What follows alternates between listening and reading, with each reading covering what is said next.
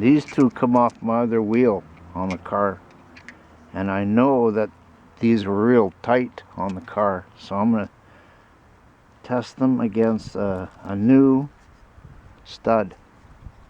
And I got a nut also, and they're 12.1.5 or 1.50.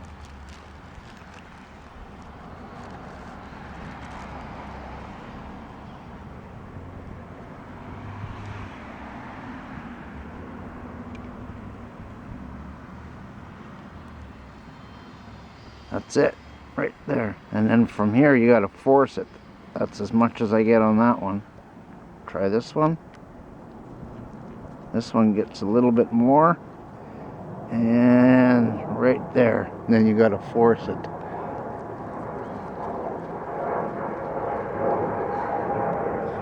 And I'll get the new nut on the new stud. See, look at that.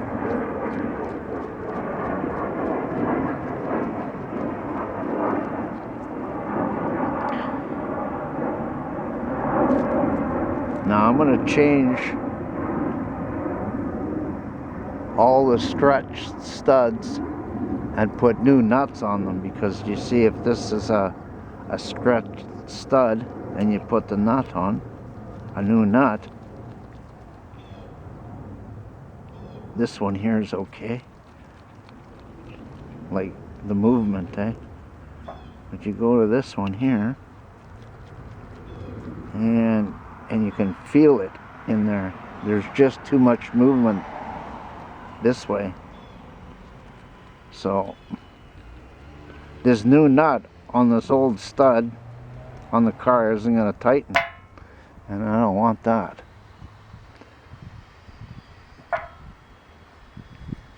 And then I got this old nut, rusty nut. This one here is not stretched.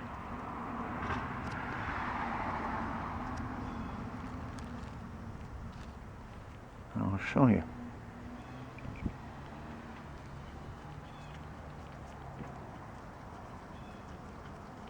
See, look at that. It might look not so great because it's got rust in it,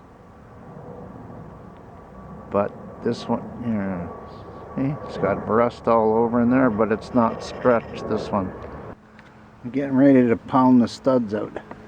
So I have to take the rotor off, and the caliper just dangling there, but I got it tied in there not to stretch the line. I'll set the camera up to pound out the studs, but I got to put it in neutral and then turn it.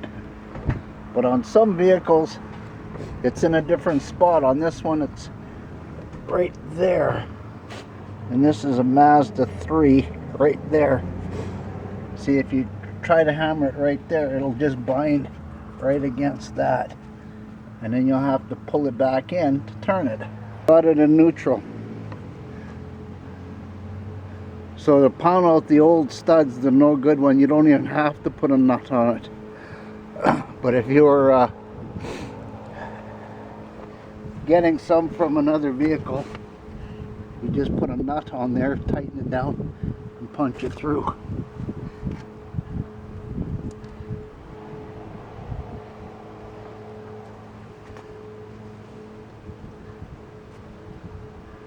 The stud right there.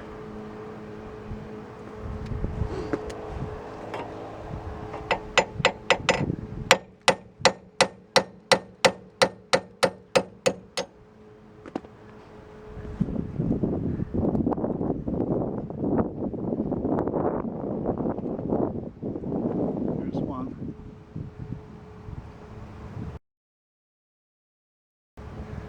See how that is there? I got one more to do. This one here. See, I have some spacers, washers.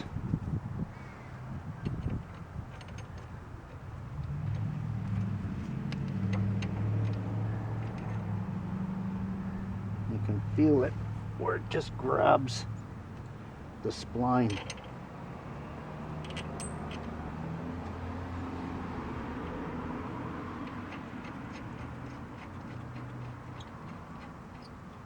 Maybe I'll put another washer on it, because while I'm pulling it, it'll push up in there.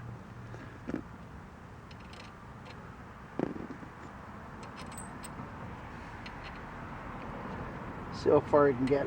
I have some bolts that I can put in there for washers as well.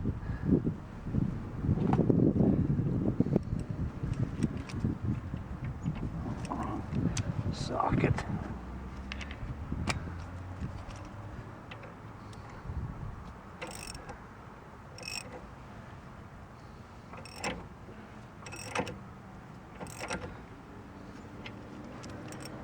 Okay, let's see how far I got with it.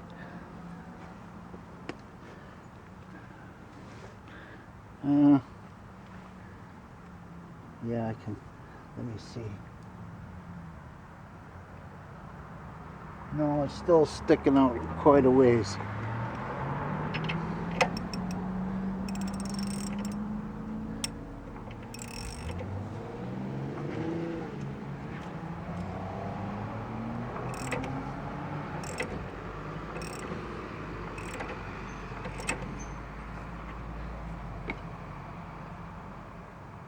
Well, it's going in,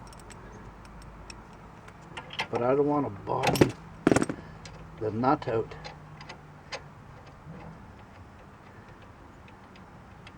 Because this is a good nut, I don't want to pop off the lid.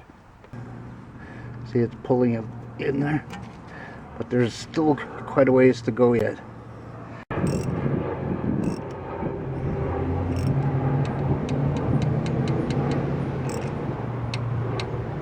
It's in there now. Okay, I'll turn the light on and I'll show you. Bring the camera in.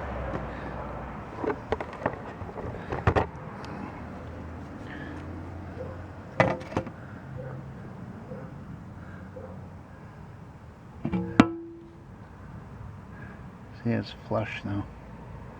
Originally I was going to do 2, but I did 3. I pounded out 3 on the car. Another one was bad. It had a little nick in it. Oh.